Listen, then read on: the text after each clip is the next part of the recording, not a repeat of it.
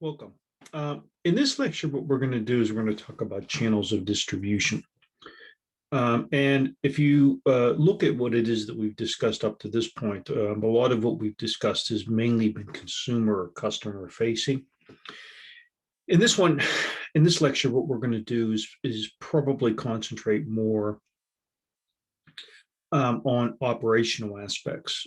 So it's not so much focusing on kind of the cultural differences between countries, but what we're going to do is really look at kind of the structure of the value chain, particularly that part of it which moves the product towards the ultimate customer. So in that sense, what we're going to be doing here is probably relating this much more towards those structural aspects of centralization and decentralization, and then the contracting aspects of what it is that you will need to own or rent or lease out, as we'll talk a lot about franchising, using kind of alternative modes to get the product through the system. Now, in relating to this, we can go back to one of the first graphs that I gave you. And in fact, one of the ones I told you that's particularly important to sort of kind of keep in mind is the sort of time and speed against the pros and cons of different modes of entering a market. But these are not only modes of entering a market, these are modes of operating in a market. So you can think at one extreme is exporting. So essentially you're producing the product or service in country A or location A. And what you're doing is you're moving that to country B or location B. Now, there are certain benefits associated with exporting. The pros obviously being that you can get economies of scale, you can utilize capacity better. It's relatively low risk in certain ways, but not necessarily in all ways. But effectively what it does is it doesn't diversify that risk. That risk is fundamentally kind of linked to the places in which you do the production or do the creation, which invariably is going to be linked in some ways to your home market.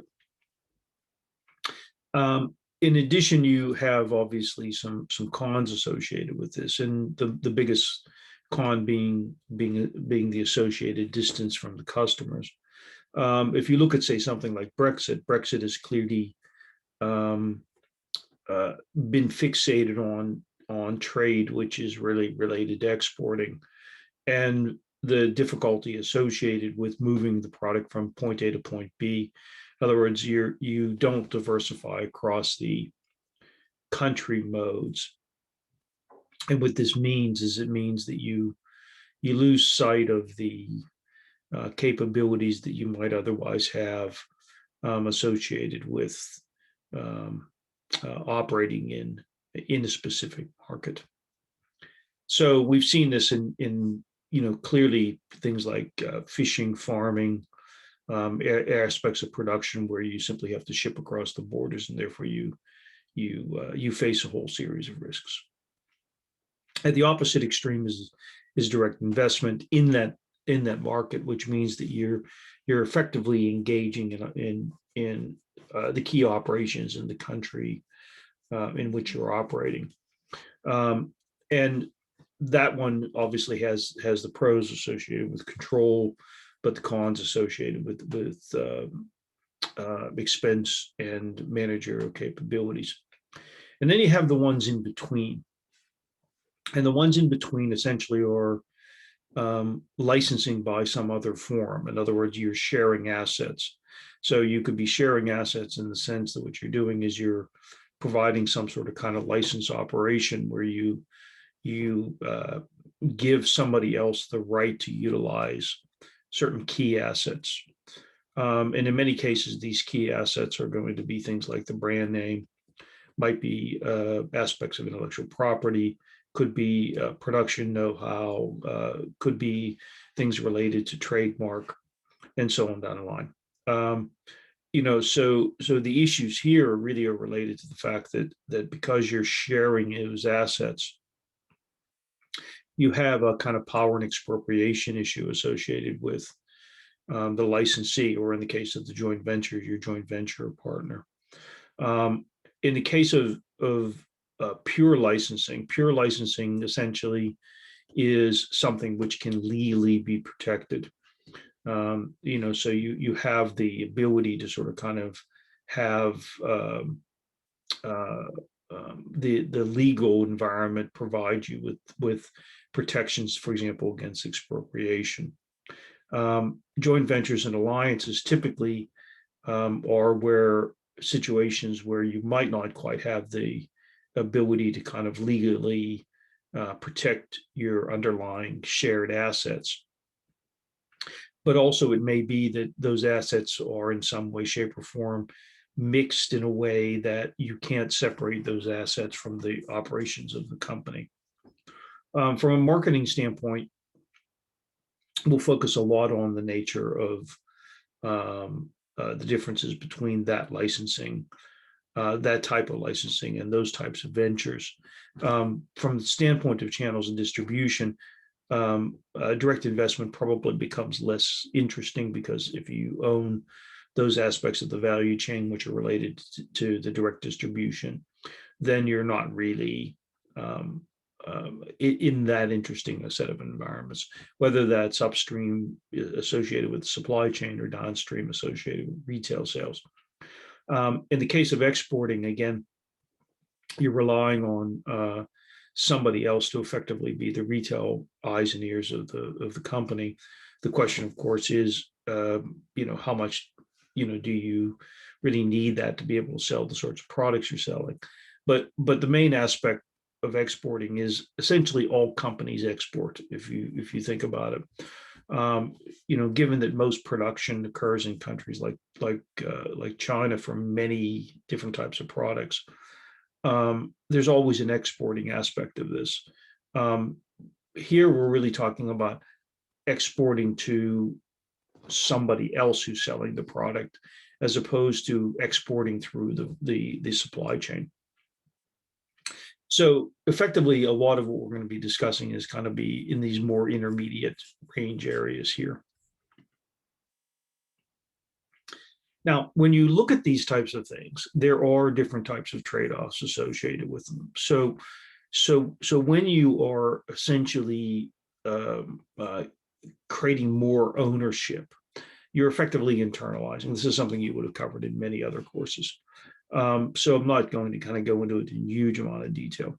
But from a marketing standpoint, it allows you to do certain types of things that you would not otherwise be able to do. One of which is discriminatory pricing in internal markets, which you might not be able to do in external markets. So you can engage in what effectively amounts to internal monopoly pricing or internal oligopoly pricing without worrying too much about the legal aspects of this. In the case of external markets, you do have to worry about this. Right? You can also protect markets. You can protect information. You can engage in internal transfer pricing that might reduce tax liabilities and all sorts of other types of things. But there are costs associated with internalizing these markets. These are related to high resource costs, communication costs inside the firm. And probably the most important of these are simply the complexity cost associated with this. So when thinking about the channels of distribution types of discussion, one of the things that you're really concerned about is you're concerned about the whether you own that channel of distribution. So essentially, it goes back to that discussion of sort of disintermediated value chains. What parts of the value chain do you internalize? What parts of the value chain do you externalize in some sense? The channels of distribution argument doesn't really become hugely important from a global standpoint unless you are engaged in some aspects of disintermediation. So those will be the cases we'll mostly talk about. So when you look at the internal channel of distribution alternatives, effectively you can think about um, uh, the home country operation or kind of the source country operation rather than thinking about solely related to the home country. You kind of have a domestic or home country producer. You have an issue associated with um, the operation via uh, middlemen, and then you kind of have the management of this. You could be the exporter, or you could be using a third party exporter, and then on the other side you have all of the kind of foreign players associated with this. Now you could internalize all of this, so you could internalize even this component, specifically of what it is that you're doing. And the question, of course, is whether you're really sitting on this side of the equation or you're sitting on this side of the equation, right? So you might be, for example, the operator over in this environment, as opposed to the producer over in this environment. So one example of this is a company which I own, which sells around the world. It has a few operations, retail operations in Australia, but it primarily wholesales. What we do is we design. We essentially, our home country, which is home country of design, would probably be considered to be Australia, although we do it in a number of other countries. Effectively, what happens is we sell some of this through ourselves, right? So we sell over here, right? We're the foreign retailer in some sense in the Australian case, but we sell it in Singapore, we sell it in the UK, we sell in Netherlands, we sell in the United States, Canada, et cetera, et cetera. In all of those cases, what we do is we are the wholesaler. So we actually design, we get a manufacturer to manufacture it. We actually don't export it. They export it to the importer, which is actually the foreign owner. And we actually are just the contractors. We almost don't appear in many of these types of equations. And you have lots of companies which do this. In other words, they do the design. When you order something, the order comes straight through, let's say, their Chinese manufacturer. In our case, we have two operations in Shantou in China, two factories operating in Shantou. That's where all the production goes. But we actually handle design, ordering, et cetera, et cetera, et cetera, is all controlled by us. They manufacture, they export, they export it to directly, in our case, typically to the foreign retailer. Okay, so you can have all sorts of different chains associated with this, depending on the nature of the design of the product. So when you're thinking about this from a standpoint of a company, you also have to think about the nature of the global strategy in terms of the nature of what it is that we're doing. So in our case, we're really interested in design and wholesaling. We really don't want to retail, although we retail in Australia. We do that for fairly minor reasons. We actually sell to many other companies in Australia in addition to our own retail operations. So the design of the channel structure that you have needs to be related to the global strategy of the company. So that has to be key. Okay, it has to fit with the customer behavior and preferences. So again, I'll use one of my companies as an example, and that is that we sell to retailers because customization occurs at the retail level. In other words, we could customize the product, but we choose not to customize the product. Very similar to that Harley Davidson example I've given you on more than one occasion, where we don't overly customize the product so that the retailer can actually make a margin on the customization associated with that. If we could market directly to the customer, if that actually worked in the markets in which we're operating, we would do that. But in fact, it doesn't quite work that way. There is kind of a physical need for the things that occur. For some other cases, that simply may not be the situation, and therefore you might shorten that value chain. It should also fit with the other structures. In other words, I'll give an example of this later on. But the nature of the way that you retail might be related to the nature of the way in which you price. And this is particularly important in upper end products. And it must kind of align with the underlying economics in terms of the nature of the performance you're trying to achieve and what sort of performance you're trying to achieve. There's a lot of incentives associated with incentivizing, for example, if you're using a retailer you don't own, incentivizing that retailer to, let's say, share information or have high customer service. You have some examples such as Zara and others, particularly these fast-moving, fast fashion type of operations, where for them, a lot of the metrics are really related to the speed of turnover associated with what it is being processed through the value chain. So the metrics, in some sense, will drive a lot of this in terms of the nature of what you're looking for. And then there's finally control.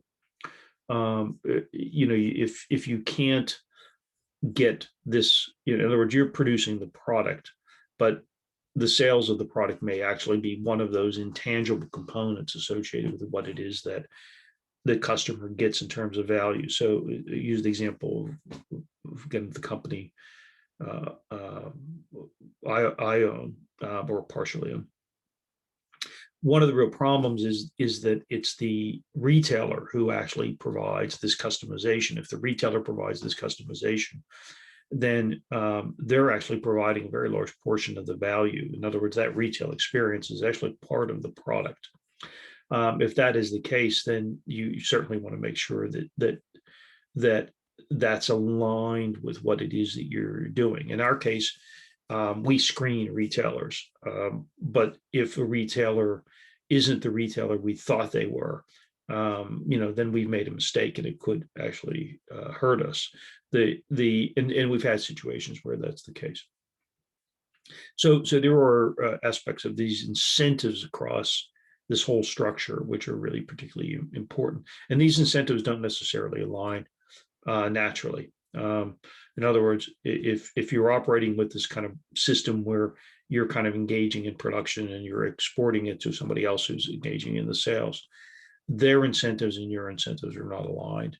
And therefore you have to kind of structure contracts which allow them to be aligned.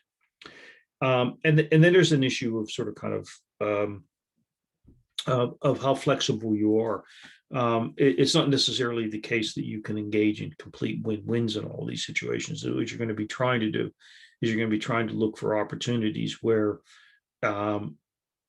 you can work with your partners kind of across the value chain in a way in which there's kind of a degree of value. And particularly over time, if you're going to sort of kind of do this, I'll talk about this with franchising, but I think the average franchisor has been in business with the franchisees and the franchisor have been in business together for an average of, say, 41 years. That's quite a long period of time, which means that they clearly going to have ups and downs, and you're going to have to look at this in terms of the nature of sort of the flexibility associated with this. Because once you sort of kind of bought into the structure, unless it's completely contractual, so you export to them and that's the end of the day, you really have to think long and hard about the fact that over time, there's going to be differential incentives associated with what you're doing.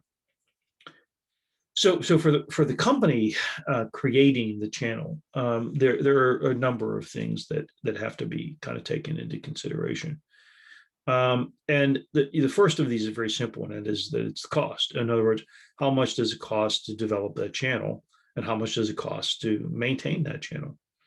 So a lot of this is related to just very visceral types of things. Providing credit, local advertising, sales, on and on and on and on and on and on. With Brexit, what we found, of course, is that the channel of distribution that has been most affected clearly has been one of things such as live fish or live kind of recently produced food has simply increased. So the channel of distribution between let's say shellfish producers in Scotland and their consumers in Brussels has dramatically increased. And that's really kind of partially related to the nature of the channel that they've chosen, which is essentially a contractual model. There are capital requirements above and beyond just that cost, and that is that what would the maximum investment be if you didn't have middlemen? So one of the things about middlemen is that they actually eat up part of the capital. So if you're not operating, if you're not directly shipping yourself to the customer, those middlemen are going to have their own capital investments, right? They're going to have to be operating. And you can ask the question, okay, well, how would this operate if I was doing this all myself? And how would this operate, if I simply looked at the nature of the middlemen? And sometimes because those middlemen will get significant economies of scale, it may be that they're cheaper, and therefore you look at this and sort of say, well, it's cheaper to use these middlemen rather than to rely on ownership myself. But the other aspect of this is that they may cost more, and then if they cost more, the question, of course, is what's the value that they're adding by costing more, but also the additional complexity cost that you might bear if you want to operate your own exporting operation, and so on down the line. So there's the next aspect of this, which is related to this, which is control. The longer the channel, you have more difficulty in terms of controlling it. Ownership of longer distribution channels is more difficult. Ownership does give you control of price and volume, promotion, and types of outlets. So you have to kind of look long and hard about, okay, well, what is it here that you want to control? So while you might think that if you're just simply utilizing independent retailers, you have control over price, in most countries this is illegal, and therefore you don't necessarily have control. You don't necessarily have control over promotion, simply because, again, it is illegal in most countries to operate with direct control from the exporting company. Therefore, you see control by having looser distribution structures in that way. In terms of coverage, you're saying, okay, well, what type of coverage do I want? Where do I want that coverage to be? And so if you look at it as an example, at China, if you want to distribute in tier 3 cities, or certainly if you went back into the 1990s, even into the 2000s, if you wanted to distribute deeper into the country, doing this via ownership is actually really difficult. And so in that regard, you might sort of say, okay, well, we're not going to go for full market coverage. This is true in many less developed countries. Once you go out of the major urban centers, it becomes more difficult to operate with an ownership model. That opens up all sorts of issues of control, but that's it's another aspect. And then character. Does it align with what the company's doing? You might kind of discuss purpose or CSR or any other sort of things like that. It's just simply, does it align with that, disposition of the company that I talked about? And then continuity. Channels have longevity problems. If you're investing capital in this structure, then the question, of course, is, well, what's my payback period here? So you really need to think about this. So if you, for example, are a smaller firm and you're operating with a colleague, um, or for example, you're operating even with a family member. I once had a friend who had 5 children, and he basically sent these children all over the world, learning different languages and being educated in different countries with the idea that they would be the operators of the branches, of the company. But what happens if they decide they're not going to do this anymore? Um, you know, um, so you might have some incentive to have kind of a, a single importer in a country, or a single retail owner in a country. As I gave the example, McDonald's, all the McDonald's franchises in Australia are owned by one company. If you have that sort of kind of relationship, what does that mean? Um, so you have to really think about how you uh, have some longevity associated with this that goes beyond just a personal relationship. Now, if it's company to company, so the example I gave about McDonald's in Australia, that operation in Australia is a publicly listed company, so it has different types of incentives. Starbucks is an example. Part of its operations in Germany are with Karstadt Quelle. So if you're going with a company like Karstadt, you have all of the associated incentives that company has. So you can think a lot about this. My other example was beer companies. Many beer companies have joint production agreements, and they also have joint distribution agreements.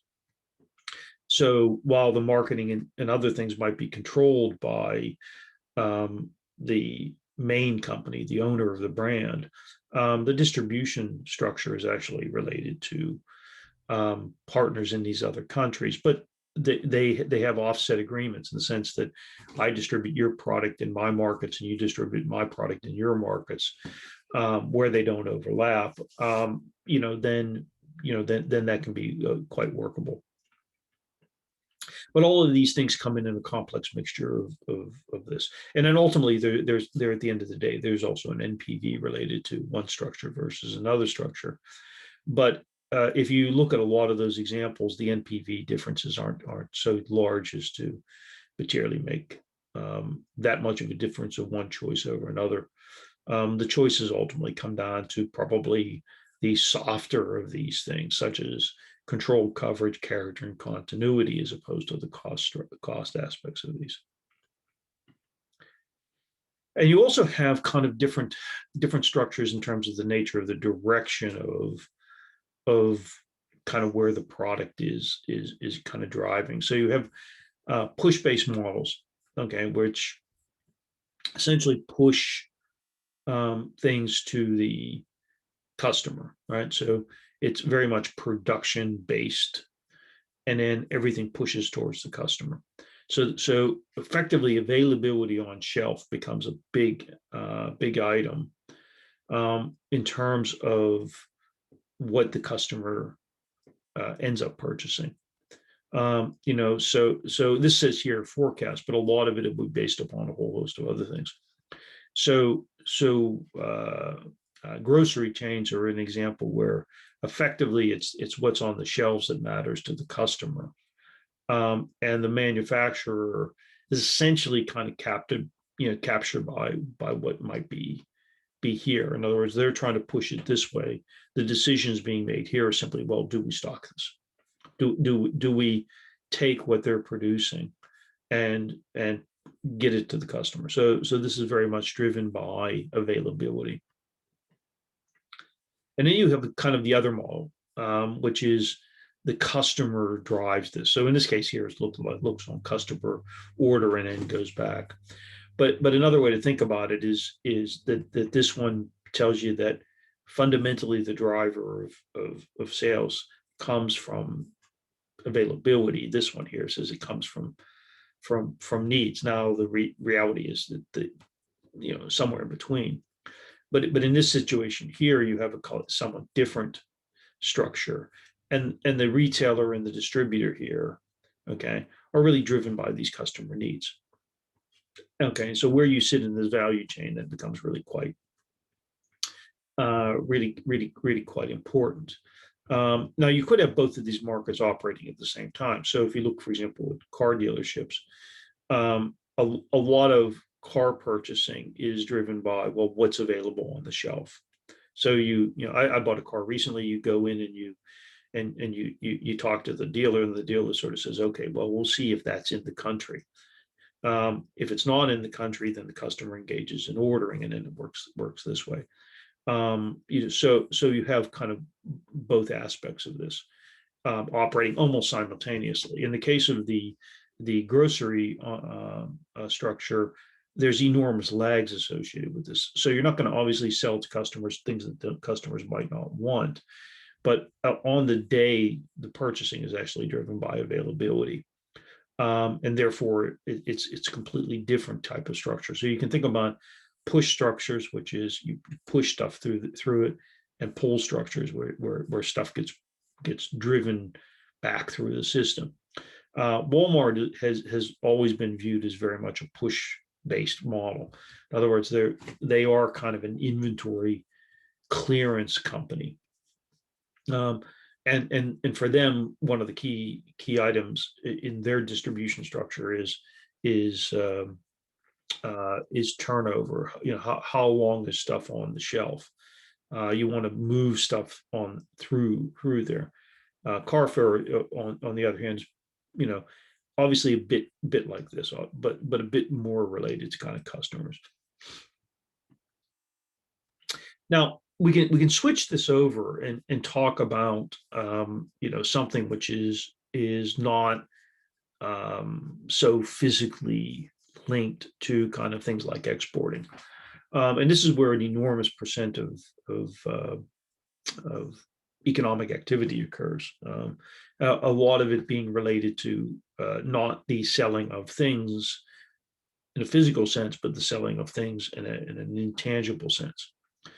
And what this brings to the fore is it brings to the fore the notion of licensing. So if exporting is the shifting of kind of product from point A to point B, or the shifting of stuff from point A to point B, licensing is the shifting of ideas or intangibles from point A to point B. So the licensor effectively gives the licensees certain rights. They give them a right, for example, to use the brand name, trademarks, technology, patents, etc. Okay. And when you look at things like joint ventures, and I'll come back to this again when we talk about franchising, franchising essentially has an enormous amount of licensing associated with it. In other words, that there are contracts which are signed associated with the usage rights of intangible assets. So this is a kind of key point. You don't see franchising operating without licensing. You don't see joint ventures operating without licensing. You typically find that there are joint licensing agreements in the case of joint ventures. The key with licensing is that you've got a proprietary asset, but it's not perfectly transferable. So there are associated risks or issues related to the use of the brand name or the use of the trademark. It's not something that is easily sold on the open market. You use it in many cases when importation is difficult or direct investment is risky. So you license somebody else to do it. So I gave my example of beer being produced in different countries by different brewers. So Guinness being produced by Carlton in Australia. Something like Foster's being produced by Guinness in the UK. You have a lot of these types of agreements. And one reason, of course, is that it's very expensive to ship beer from one country to another, particularly over great distances, because beer is water. Water is heavy. Normally, the product has some degree of maturity associated with it. In other words, it takes time for things like brand names and trademarks to generate value. And also if you could use the technology yourself quickly, then you typically would try to have some degree of ownership of that. But if the technology is changing very rapidly, or product turnover, or product development changes very rapidly, you're going to want to hold back on this, and therefore you'll license the technology for a few years because that'll get you the maximum value of it. So you sell the product and you license the technology. There are other aspects of this as well, which are related to, for example, the fundamental background operation aspects of things. So Amazon Web Services, just as an example, grew out of Amazon's capabilities internally around production and transport and data utilization. In other words, it effectively it started to sell its own internal capabilities as a product and service. Companies like DHL, again, exactly the same thing. DHL used to just ship packages. Now it does all sorts of kind of supply chain sorts of consulting, and that's simply because the technology behind this has enormous amount of value, and therefore it wants that value to be effectively sold or licensed to companies that could use it. It simply gets more money out of leveraging not just what it sells, but what it does. There are some things such as, the licensor, for example, can't scale up very quickly. So this is particularly true for a number of small firms. What they'll do is they'll simply say, well, I can't actually produce the product and sell it in 50 different markets, but what I can do is I can license it to 50 different operators in 50 different markets. And then there are other things such as the size of what it is licensing. If you can have lots and lots and lots of licenses of small things, sometimes that's better than trying to license a whole bundle of different types of things. And then there are lots of conditions under which this does work. If things are transferable, it becomes a big issue. In other words, if once you've transferred it, they know everything you need, then it becomes really, really difficult. One good example of this was in Russia. BP transferred a lot of underlying technology to its joint venture partner. And then pretty soon the joint venture partner sort of says, well, why do we need BP? We pretty much know what they know. If the asset has, explicit property rights protection, then you might be able to simply sell it as a product. If the usage of the asset, is monitorable, then that makes it easier, and a whole host of other types of things associated with this. But a lot of it is driven by what the company thinks is the lifetime value of things, and a trade-off between, okay, well, how much control do we maintain over this, as opposed to sort of kind of moving it through the market. Now, franchising is kind of critical in this. So if you can think about kind of the channels of distribution, one most obvious channel of distribution is what I do is I just export it and I let the retailer do all of the other bits and pieces of the marketing. If I do that, I lose control of certain things. But also, if the brand, if the product and the brand and the service is all kind of linked together, as you might see in the case of restaurants, then you have really big issues. So if you look, for example, the top 10 largest global franchisees by number of units, you can actually see effectively they are almost all food. Okay. So you have pretty much grocery operations or food operations. Probably the only real exception to that is Kuman, but 7-Eleven obviously being another one, which is there, but that's essentially kind of grocery retailing. And if you look at sort of where these things sit in terms of structures, you have kind of direct retail franchising. So these examples here, are examples of this. You have the gig economy, kind of the other extreme, and then you have these multi-level marketing operations, which some people think that they're effectively Ponzi schemes, but essentially what you have is you have a pyramid. In the case of Amway or Mary Kay, where the product is sold down the sequence of kind of links. So you have lots of people sort of kind of selling and then gaining commissions associated with what it is that they're doing. Okay. Franchising, has become a enormously a big industry, and it's kind of one of the major kind of channels of distribution to allow for, let's say, high degrees of standardization, but also with a degree of allowing the locals to engage in their own aspects of adaptation. And it also allows for rather significant movement. So you look at, say, 7-Eleven, there's 56,000 7-Eleven franchisees out there. That's a pretty enormous number, and not necessarily a number that could be operated with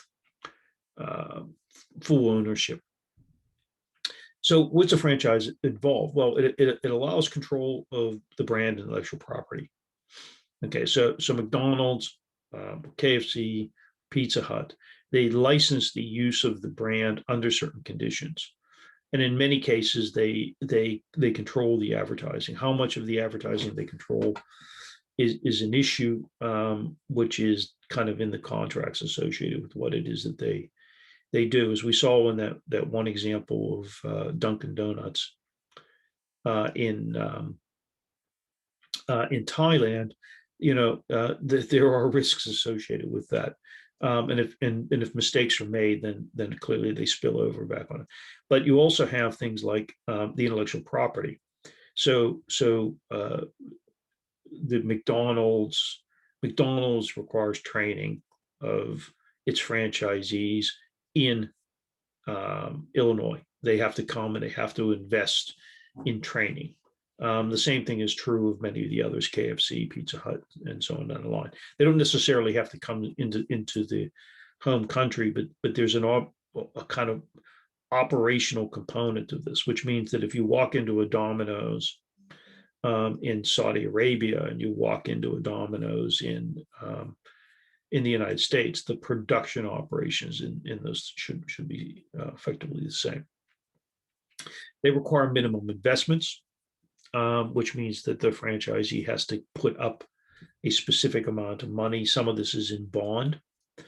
There are many licensing agreements associated with this, which means that again, McDonald's, Subway, 7-Eleven, they sign licensing agreements, which allows, let's say, the franchisees to use the point of sale systems and other types of things, all of which is then kind of controlled.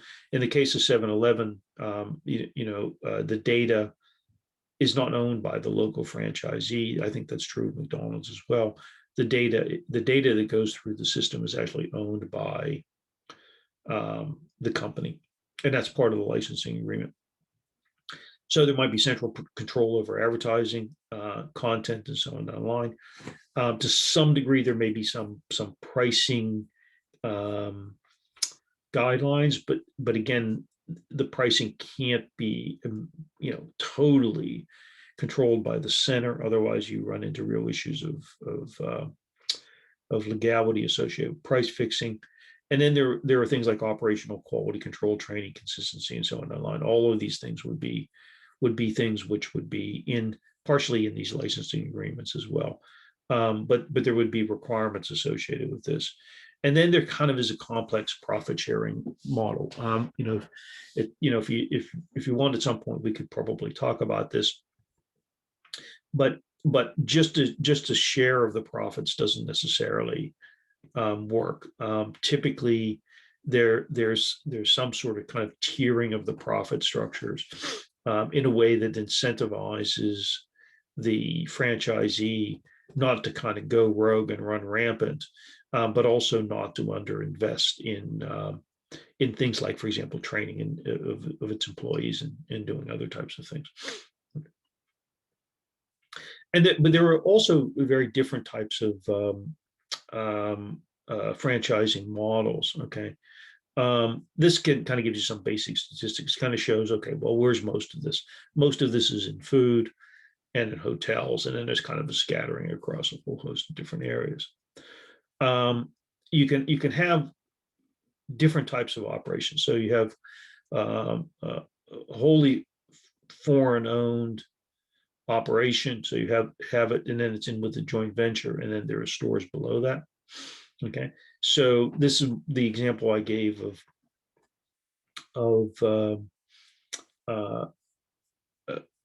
actually, it isn't the example I gave, but if you look at this example here, in this situation here, the foreign company has a joint venture operation with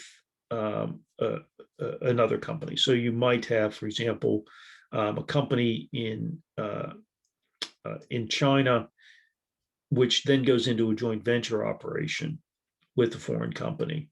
And in that situation here, what you have is you have the stores operating, right? In this situation here, you have cross-border franchising. So what you have is you have the overseas company operating some stores. You have the franchisee operating some stores. Okay, and in this case here, these are independent. So the example here is actually closer to that Australia example. For McDonald's, McDonald's operates some stores. The franchisees operate some of their own stores. Okay. And then you have kind of variations of these. Okay, so this one here, you have some franchisees inside the country, and then you have some operations where they own the stores as well. So if you look at Starbucks in Germany as an example, even though the franchisee operates some of these, it doesn't actually operate all of these. In this situation here, it isn't a joint venture, but it's essentially the Starbucks operating a few stores on its own. And in this situation here, again, you have the foreign company operating some of these. And so you can have mixes and matches of all of these different types of structures. The main point is, when you look at this, is if you look inside the country, are there many franchisees kind of operating stores? Okay, so this might be Bob, Jane, Louis, Sarah, all independent franchisees, and then they report back to somebody. Okay, in this situation here, the franchisees owns those stores. So that was like the example I gave. So you have one big franchisee, they operate all the stores within the country. Okay, this situation here, you have a kind of mixture of this one and this one. The local operation, the local operation might operate a store, so Starbucks itself, or Starbucks with a joint venture partner, operates something. It then has franchisees who operate other things. Okay, so you have all kind of different mixes and matches of these. So even if you look at something like McDonald's, they still do own a few stores. Okay, though increasingly they've gone to a model that's probably much more like this one. If you look at other types of operations, they will potentially have this. This was known as taper integration, where there's partial ownership inside the country. One of the reasons you might do this is actually to protect yourself. So in this case here, you have pretty much a lot of control, because you're operating the stores, right? So more or less what you have here is you're controlling what it is that you do. You can choose to own these or franchises. It doesn't matter, but everything goes back to you. In this situation here, there's a middleman, okay? And that middleman is the kind of the franchisee who then has all of these stores below. In this situation here, you have that franchisee right? Just like this. But you also have the ability to operate stores. So you can actually compete against your own franchisee. Right? And in this situation here, okay, what you're doing is you're letting that that operation within the country decide who the franchisee is. The difference between this one here and this one here is simply that the franchisee is in a contract with a foreign company. So it's a Chinese company in contract with a US company. This one here is a Chinese company in contract with the Chinese company, which is partially or wholly owned by the foreign company. So you can think about all of these sort of mix and match types of operations. Okay? So you could, for example, be have some licensed Carrefours and some Carrefours operating by Carrefour itself. So you don't necessarily need a singular model. Now, if you look at where these franchisees come from, this is another sort of interesting aspect of this.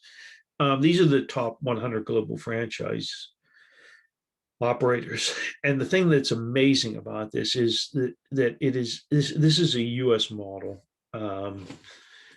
quite dominantly, in terms of it.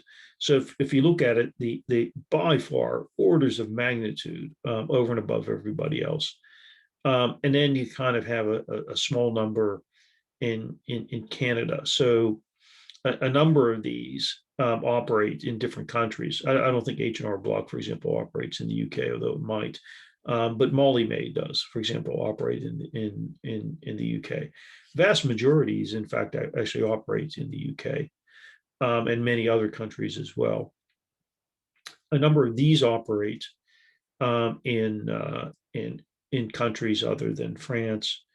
A few of these, I think Dia, I know, does operate, right? Cartridge World, I know, operates outside Australia. And Kuman, I think, only operates within here. Vom Fass, I think, only operates within Germany, though it might operate in Sweden. HUSA operates in a few countries, and then the Intercontinental Hotel Group operates all over the world. So you have a huge number of these in terms of the nature of their operations. In fact, if you see here, you'll see Europcar. I'm surprised in Germany you don't see Sixt, but a number of these also. So Hertz might be in here, but I don't think it exists anymore. Yeah, Hertz is still there.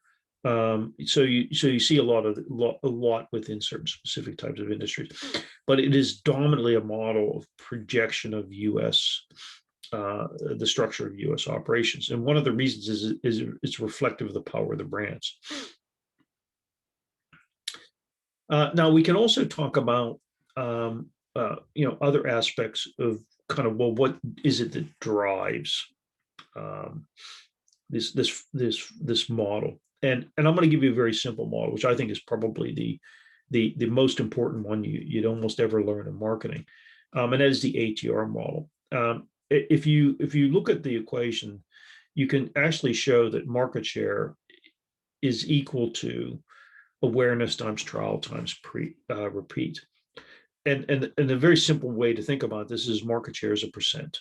And what's it made up of? Well, it's made up of the percent of people who are aware. Right? Given the people are aware, do they try the product? And then given that they have tried the product, do they repeat?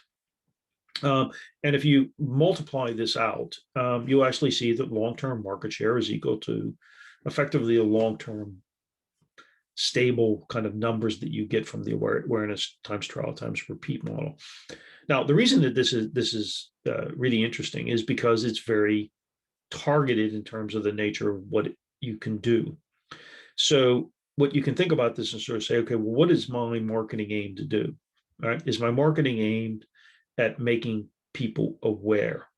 All right, in other words, and how do I make them aware that I am there? Now, the most obvious of these are things like advertising, but it could be word of mouth, could be media influencers, it could be online search, and it can be place. So, for example, in the case of Zara, Zara locates its stores in places where there are high traffic flow areas. And if you compare Zara to H&M as an example, which is shown below, Zara spends much, much less on advertising. But what it does is it spends a lot more on rent, which means that Zara tends to locate its stores in places where people will come by more so than H&M. So H&M, so it literally doesn't advertise, and in some sense, its location is an advertisement in and of itself. So you can think about place in this sense as substituting for parts of the marketing mix, but it also can be a complement to other aspects of the marketing mix.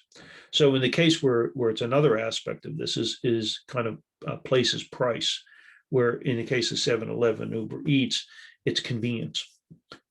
So essentially, convenience stores on average have higher prices, and the question, of course, is they've carved out a niche which has kind of an aspect of availability to them. Now, in countries where you have grocery chains open for 24 hours, that convenience might be restricted a little bit. But for example, when I lived in Denmark, there was a 7-Eleven down the street from me, and there was also some nightclubs. And when the nightclubs let out at 4 o'clock in the morning, the only place to actually eat, or at least think that there was food in there, was a 7-Eleven, which meant that the police had to periodically break up large groups of people hanging around the 7-Eleven at 4 and 5 a.m. in the morning. But it was really driven by the convenience. In other words, locating on the corner, locating in certain sort of kind of areas. Uber Eats, again, exactly this, right? There's a reasonably high premium paid for food delivery, and that's really kind of related to the price of convenience. And then you have kind of places positioning. So you have things like restaurant ambiance, and all sorts of things associated with this.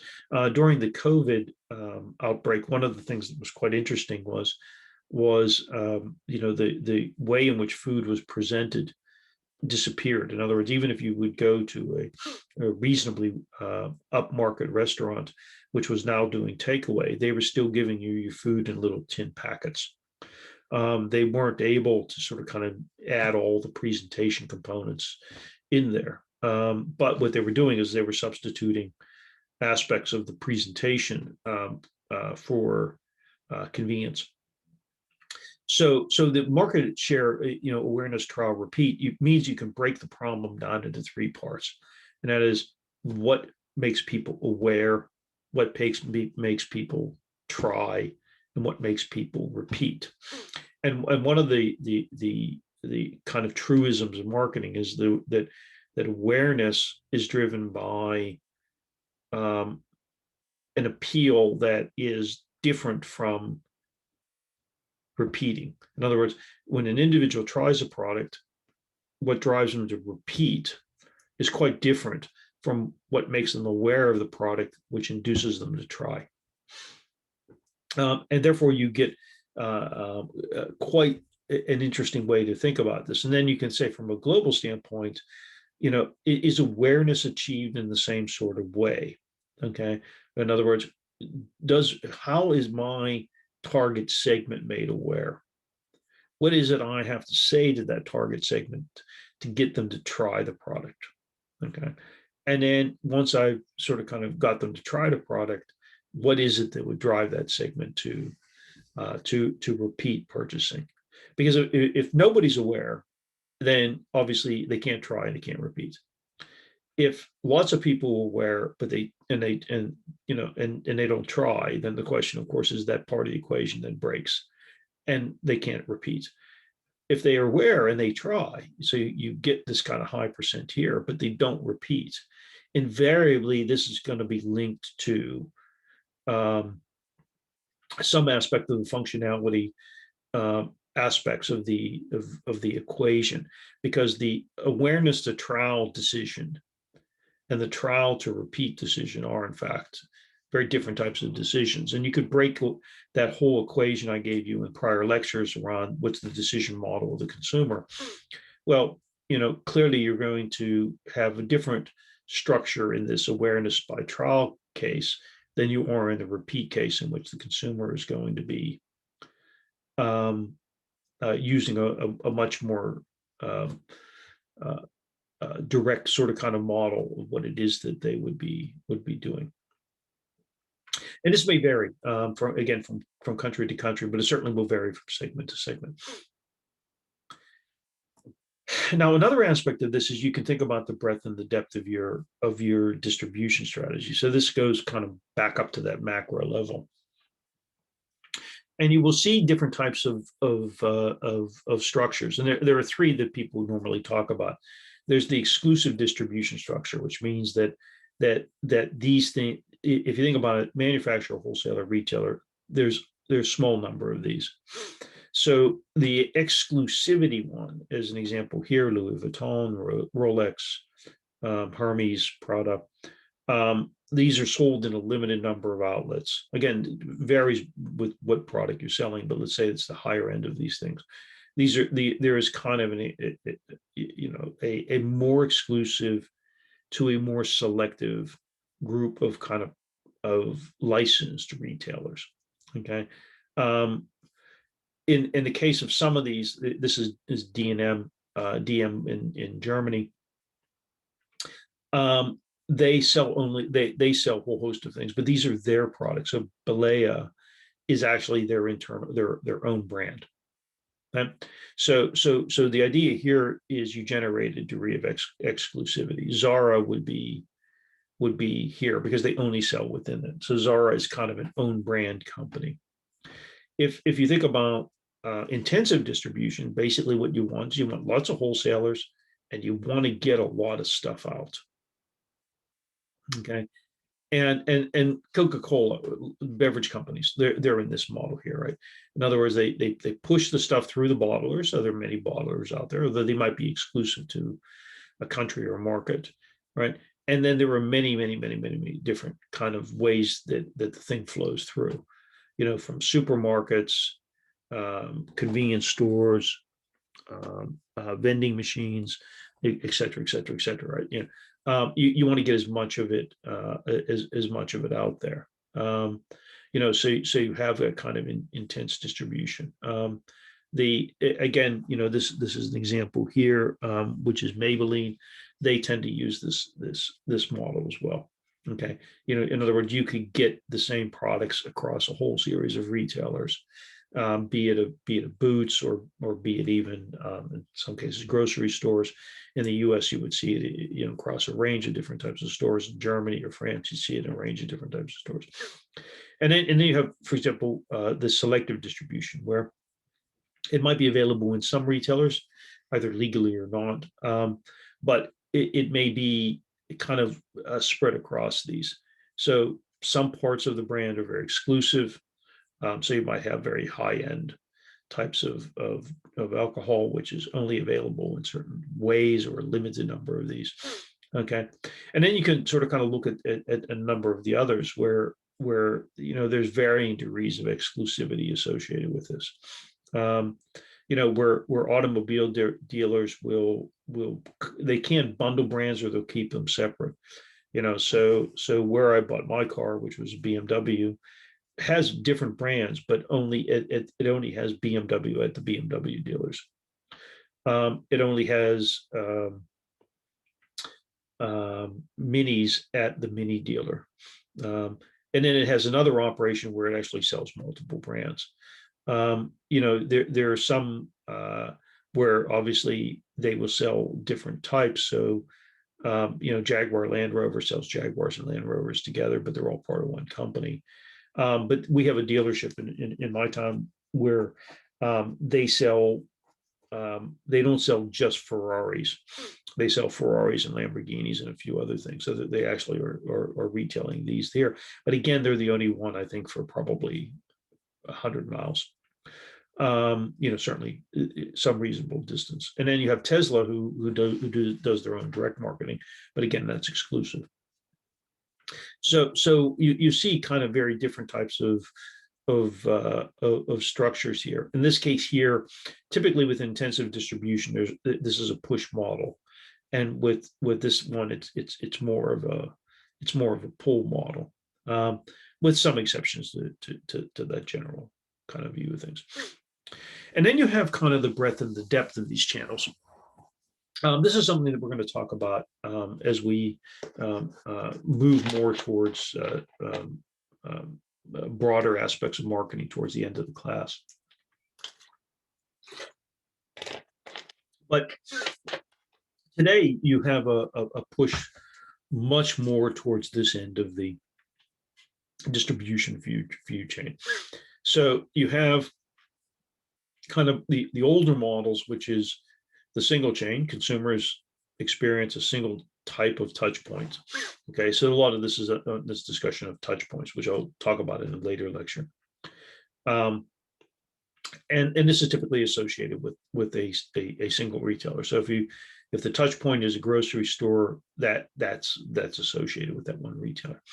Okay. In this situation here, you have multi-channel. Okay, so consumers see multiple touch points, but they act sort of independent. So the retailer's channel might exist in these. So you have a shop, you have an online shop, okay, and then you might have some other sort of kind of sales delivery model associated with this. So stores which operate a kind of store, and then they operate an online store, but these things are kind of separate operations, is what's known as multi-channel. If these things are integrated, okay, to some degree, then they are what are called cross-channel, but they don't feed across. In other words, the consumer can go in, they can go in the shop and get something, or what they can do is they can go in and purchase it online. So if I go to a Curry's, or I go to a Medium Markt, or I go to any, Best Buy in the United States, I go to any of these types of things. They have their online operation, and then they have their shop operation. The old model of catalogs, a lot of that disappears. But the main point here being that you don't see things crossing here. The model everybody is kind of pushing towards is what's known as omnichannel, and that is these things actually all link together. Okay, so the brand and the channel were sort of kind of all mixed together. We'll talk about this in a lot more detail later. I don't want to go into a huge amount of this, but the main point being is the shop and the retail operation, the physical retail operation, the catalog operation, if they had it, the online operation. These are all kind of part and parcel of kind of an integrated whole. And then the question, of course, is, well, how do you make that integrated whole work? And some stores like IKEA try to push this a bit. Have been pushing this a bit more. So you could go into the store. You can do some shopping. You can have stuff ready for you. You can go into the store and look at it, or you can kind of be in the store and browsing it online. All sorts of kind of different mixtures of this. And there may be some evaluative model which kind of keeps this cycle working.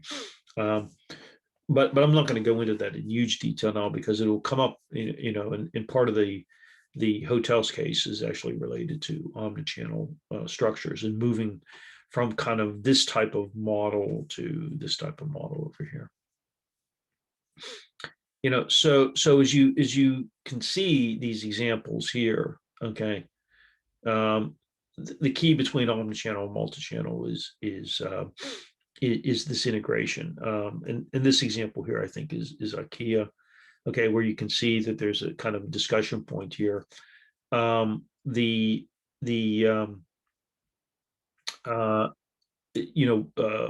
Disney World, again, when you could go there, also had kind of an integrated structure where they were trying to do things.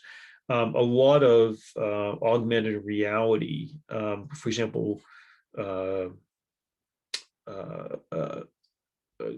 clothing manufacturers and homeware manufacturers. They've actually moved to a lot more towards um, augmented reality, because then that allows you, for example, to use your phone, show your room, and then move furniture into your room.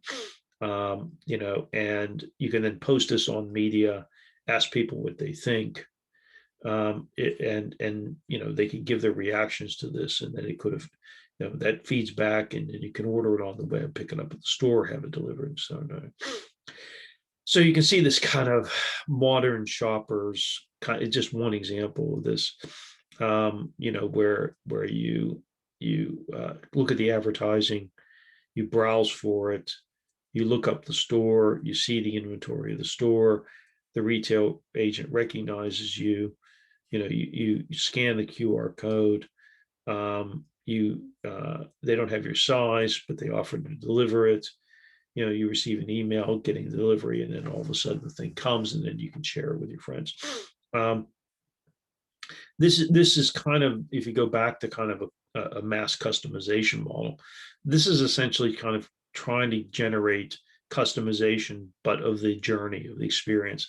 So you see a lot of companies which will talk about, customer journeys, and this is kind of a bit of what it is that they're talking about. And in some ways, this isn't necessarily new. The key is not the logic associated with it, but the way in which it's actually integrated via the technology. The whole key in some sense is not only to get, in this situation here, that once the product isn't available, the product can actually be delivered to them very quickly from another store, which requires an integrated inventory system. But to have that customer actually be an advocate to the brand, for the brand. Okay. In other words, that this whole experience not only leads to a sale, it leads to this. Okay.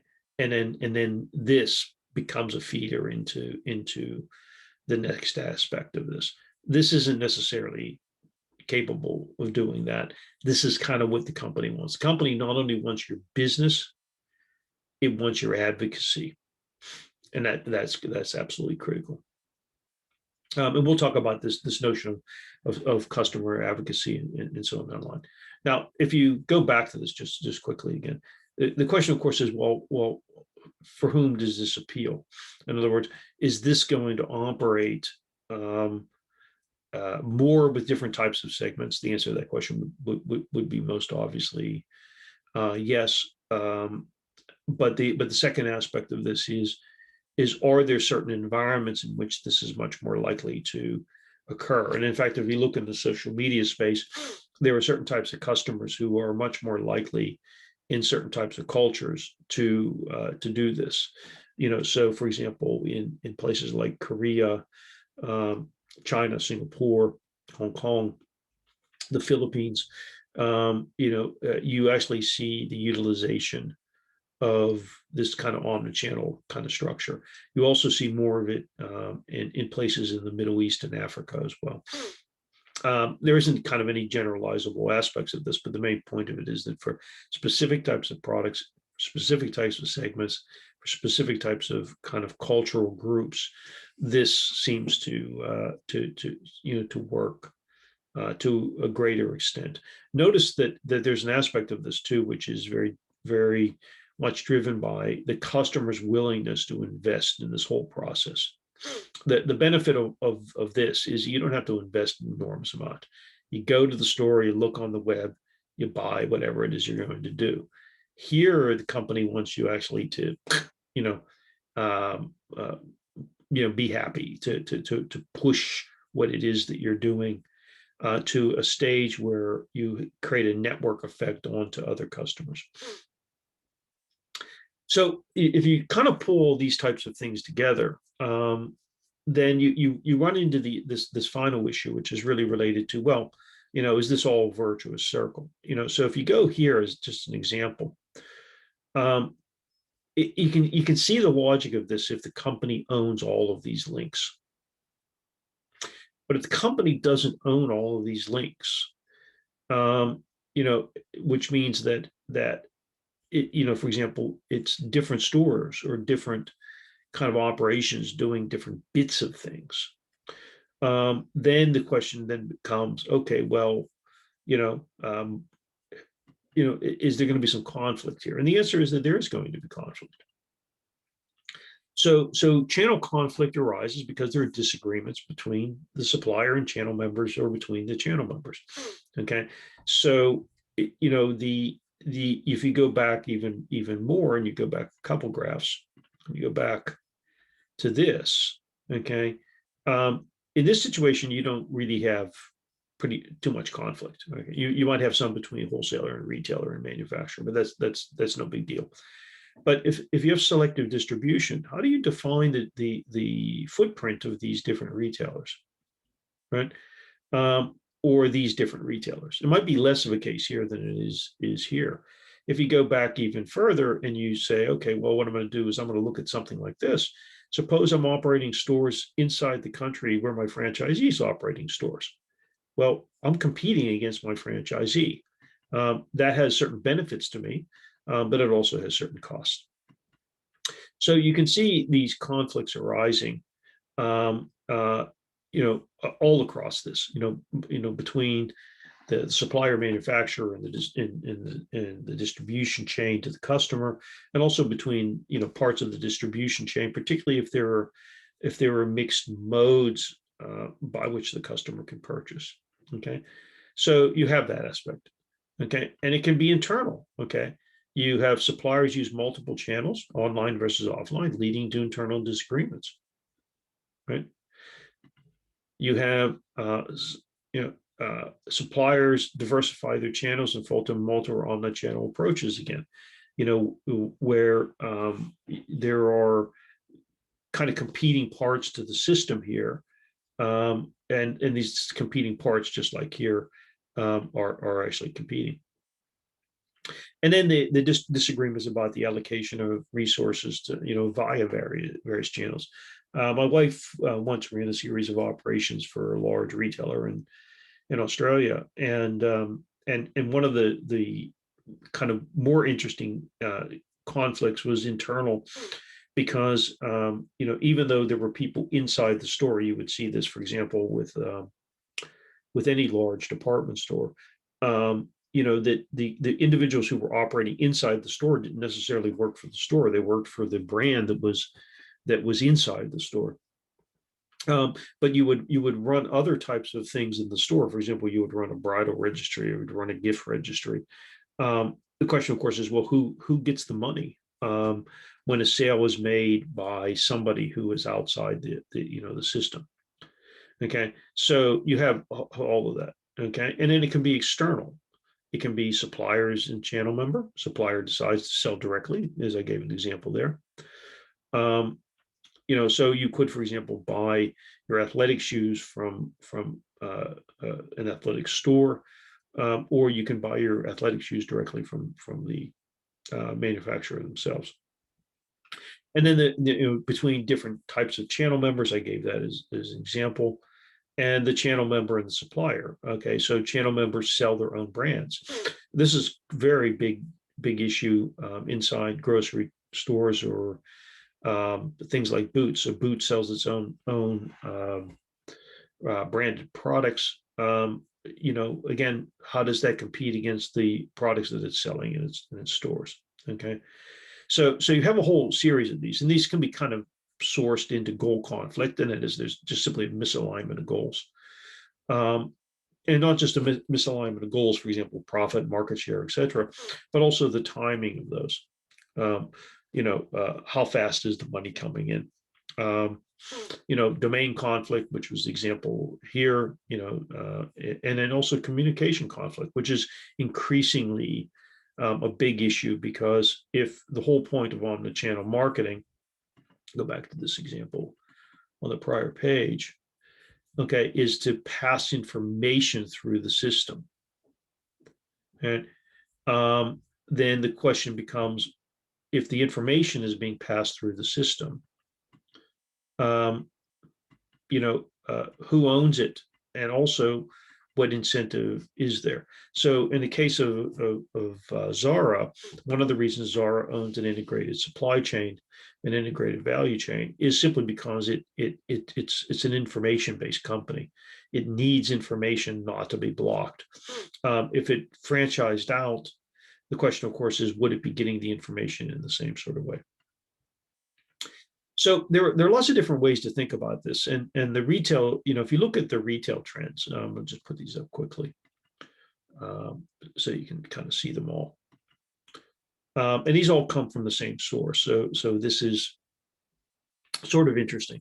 It's a bit of a dog's breakfast, to be honest, and the reason I put up 2 years is just to show how much a lack of consistency exists in what people think about these things. Okay, so the in 2018, before COVID, so customers, focusing on customer experience, focusing on artificial intelligence and customization. Okay, focusing on conscious consumers, although I don't necessarily buy that. The retail world we were promised is here now. Well, yeah. Tale of two hemispheres, difference between East and West. Okay, if you look over here by 2020, they almost look nothing like this. Okay, if purpose, yeah, sure, that these things seem to be linked, but this issue here is really related a lot towards the pressures related to COVID. Okay, this one here talking about customer experience. Well, this one here is talking about platform companies. That might link here in some sense. Okay. Customers care less about breadth of assortment and more about availability. Well, what's that have to do with customer experience? Okay, here they're saying the retail world we were promised is now here. Over here they're saying, well, that retail world isn't really quite here. It's all sort of changing. And now this points out two things. One, it points out that you can't believe these kind of global retail trends type of things which come out of consulting companies, which invariably are telling you more about what's happened than they're telling you about what's going to happen. But the other aspect of this is that this is very much driven by movements of technology and movements of taste, and these are two things which are very hard to deal with, right? One of the really perplexing things about customers, particularly when they're human beings, is that they tend to be very fickle. Taste have a solidity to them, but there can be these kind of really, really big and quick shifts. And my wife over the years has worked in the fashion industry, and one of the things, of course, her explanation to everything is, well, it's just fashion. Why is it changed? And her answer is, well, it's what it does. It just changes. If you sort of kind of look at it from that standpoint, you have these customer demands which are very hard to nail down in a lot of ways, except in very basic ways. And at the other end, what you have is all this technology changing, and a lot of the distribution structures in marketing are really kind of driven by the confluence of these types of things. So when you look at 2018 and 2020, well, what's happened between 2018 and 2020? Well, we know part of it's COVID. But the main point coming over here, is not necessarily telling you that this is kind of an easy thing to sort of kind of manage. The retail environment, the distribution environment for products and services has been an enormous amount of flux, which means very, very, very hard to predict where it is it's going.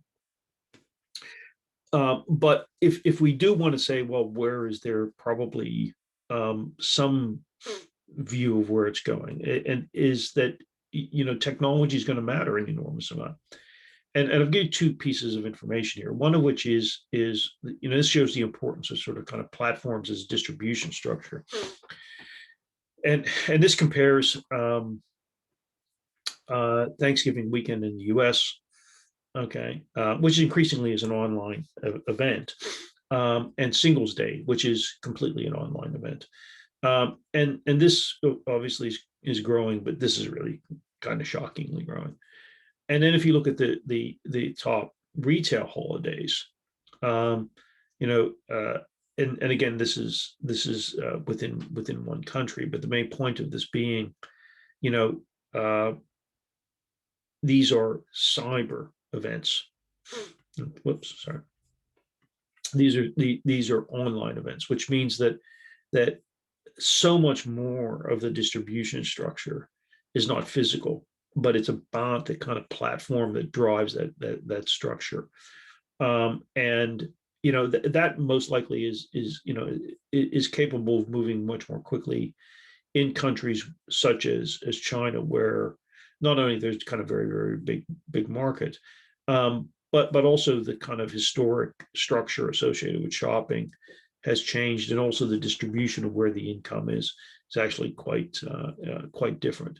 But the main point of this is that so much of the distribution is now platform driven, which means that the technology starts to kind of overwhelm aspects of the nature of other aspects of the distribution. Now, all of that said, as we've learned from things like Brexit and some of the kind of trade upsets associated with COVID, but also a kind of bit of winds of deglobalization associated with the last couple of years politically. What we do see is we do see that they can have you can't have platforms without having kind of physical distribution.